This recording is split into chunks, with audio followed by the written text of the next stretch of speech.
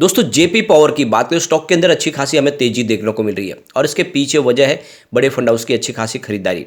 और क्यों ना हो, यहाँ पे जेपी पावर ने जो स्टेप उठाया उसके बाद में जेपी पावर का काफ़ी बड़ा टेंशन कम हो गया है। जेपी पावर ने अपने सीमेंट के बिजनेस से अलग होकर अपने डेट को कम करने का रास्ता निकाल लिया है। आने वाले समय में कंपनी थर्मल पावर प्लांट के ऊपर पूरी तरह से फोकस करेगी और ग्रीन एनर्जी में भी अपनी संभावना तलाशेगी। और इसी वजह से देखें तो यहाँ पे तेजी का वातावरण बनना शुरू हुआ। फिलहाल अभी भी स्टॉक 1 डिजिट में है, ऐसे में आने में बढ़ने की संभावना बहुत ज़्यादा है क्योंकि अपनी बुक वैल्यू से काफ़ी नीचे है। तो क्या इस समय में जेपी पावर में इन्वेस्टमेंट करना चाहिए? क्योंकि एक तरह से देखें तो इस बड़ी खबर के बाद तेजी बनी थी, लेकिन उसके बाद में प्रॉफिट बुकिंग की वजह से स्टॉक काफ़ी नीचे आया। आज फिर से अच्छी खासी खरीदारी और अच्छे वॉल्यूम में कामकाज हो रहा है। तो क्या आने वाले समय में जेपी पावर वाकई में एक बड़ा मल्टीबैगर बन सकता है? क्या लॉन्ग टर्म का नजरिया लेके हमें इस समय जेपी पावर में इन्वेस्टमेंट करना चाहिए? क्या है आगे की रणनीति? वैसे थर्मल पावर प्लांट का भविष्य कितना उज्जवल है वो भी जानेंगे इस वीडियो के माध्यम से। दो बड़ी अपडेट निकल के आ रही है जिनको हम एक एक करके डिस्कस करेंगे और जानने की कोशिश करेंगे कि आने वाले समय में क्या थर्मल पावर प्लांट का कामकाज बंद होगा या फिर इसी तेजी से आगे बढ़ता रहेगा। इन सारी बातों को समझेंगे इस वीडियो के माध्यम से। सबसे पहले लगभग 12:30 का टाइम है। बीएसई सेंसेक्स फिलहाल 61,572 के स्तर पे, जहाँ पे 234 पॉइंट की तेजी है, यानी 0.38% तेजी है। वैसे शुरुआत थोड़ी सी गिरावट के साथ हुई थी, लेकिन जल्द ही बाजार संभल गया। इसके पीछे वजह है कि बाजार में अच्छी खासी खरीदारी हो रही है इस लेवल पे और निवेश किया जा रहा है। निफ्टी एनर्जी में भी तेजी आप देख सकते हो, 26,362 के स्तर पे 0.23% की तेजी है, लेकिन जेपी पावर में काफ़ी अच्छी तेजी है। आप देख सकते हो स्टॉक की शुरुआत 8.05 पर हुई, यानी जो क्लोजिंग थी फ्राइडे को उससे अच्छी यानी पॉजिटिव शुरुआत हुई, क्योंकि क्लोजिंग 8 के आसपास थी, शुरुआत पॉजिटिव हुई। लो बना 8 का, यानी पूरे दिन में गिरावट का माहौल नहीं देखा, और हाई है 8.30 का। फिलहाल आप देख सकते हो स्टॉक 8.25 पर ट्रेड करा, यानी ऊपर के लेवल की तरफ ही है। 3.13% की अच्छी खासी तेजी है। तो आप देख सकते हो कि पॉजिटिव सिग्नल दिखाई दे रहे हैं बाजार के अंदर, और साथ में जेपी पावर में अच्छी खासी खरीदारी भी हो रही है। यहाँ पे आप देख सकते हो पिछले एक साल के हिसाब से स्टॉक ने 70% का बम्पर रिटर्न दिया है। लोगों को बहुत ही शानदार रिटर्न दिया जिसने भी इसमें इन्वेस्टमेंट किया है, क्योंकि स्टॉक 4.85 के आसपास था 20 दिसंबर 2021 को। और जिसने 2 साल पहले यानी कोविड काल में निवेश किया होगा तो मालामाल हो चुका है स्टॉक के अंदर, क्योंकि मात्र 50 पैसे की प्राइस थी इसकी।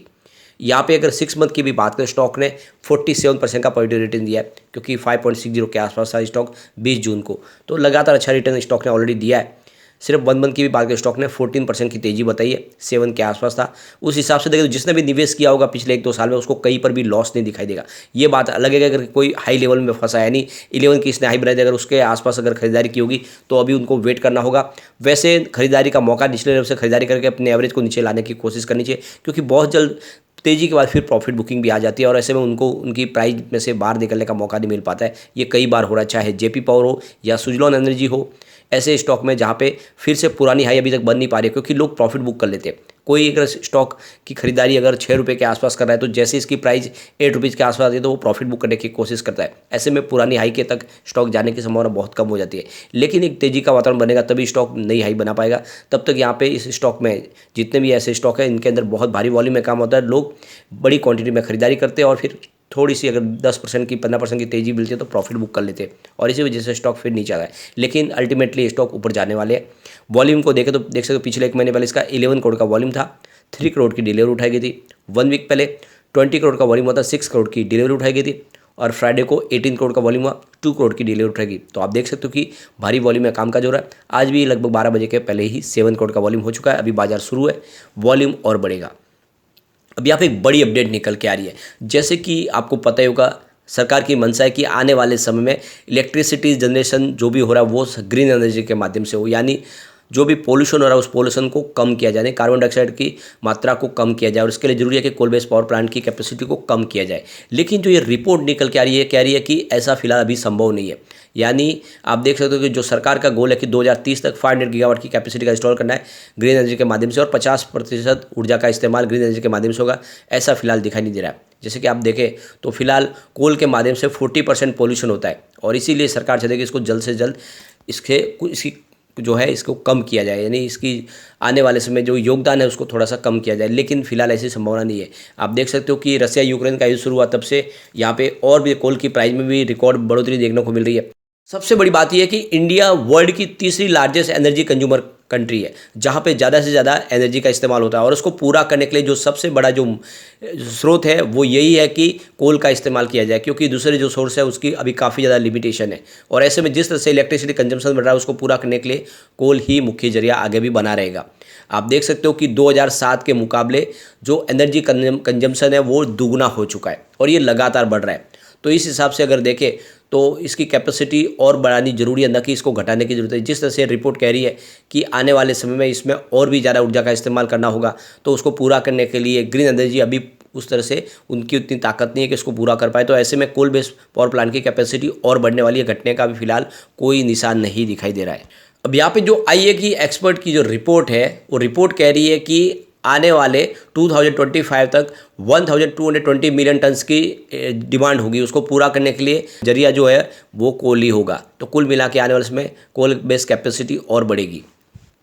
2021 तक की बात करें तो total coal production 8 billion tons के आसपास था, लेकिन 2025 तक फिलहाल देखें तो 1 बिलियन टन्स की ज़रूरत पड़ेगी। तो ये समझ सकते हो कि आने वाले समय में भी कोल बेस्ड कामकाज ऐसे ही जारी रहने वाला है। दूसरी एक बड़ी रिपोर्ट और निकल के आ रही है। ये रिपोर्ट कह रही है कि अलग अलग बैंकों के द्वारा 7.62 लाख करोड़ का लोन प्रोवाइड किया गया है थर्मल पावर प्लांट को। यानी सरकार की तरफ से खुले हाथ से छूट दी गई है पावर प्लांट को, उनको पूरी सुविधा दी गई है, उनको लोन प्रोवाइड किया गया है, ताकि जो इलेक्ट्रिसिटी कंजम्पशन जिस तरह से बढ़ रहा है उसको पूरा करने के लिए फ़िलहाल सरकार के पास दूसरा कोई जरिया नहीं है। तो सरकार अभी बहुत ज़्यादा लोन प्रोवाइड कर रही है, और ऐसे में आप समझ सकते हो कि आने वाले समय में भी कोल बेस्ड पावर प्लांट का भविष्य उज्ज्वल ही दिखाई दे रहा है। कम से कम 2030 तक तो कोल बेस्ड पावर प्लांट की कैपेसिटी और बढ़ती रहेगी, क्योंकि नीति आयोग की रिपोर्ट भी कहती है कि कोल डिमांड पीक पर होगी 2030 तक। तो ये समझ ही सकते हो कि आने वाले समय में कोल बेस्ड पावर प्लांट बंद होने वाले नहीं है।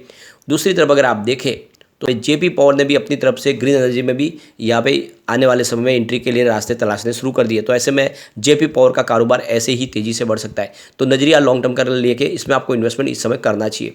आप देख सकते हो कि Q2 का रिजल्ट कंपनी ने बहुत ही ज़बरदस्त बताया था। रेवेन्यू इनका 1.39 थाउजेंड को भी निकल कर आया था, जहाँ पे 53.60% की हमें ईयर ऑन बेसिस पे बढ़त देखने को मिली।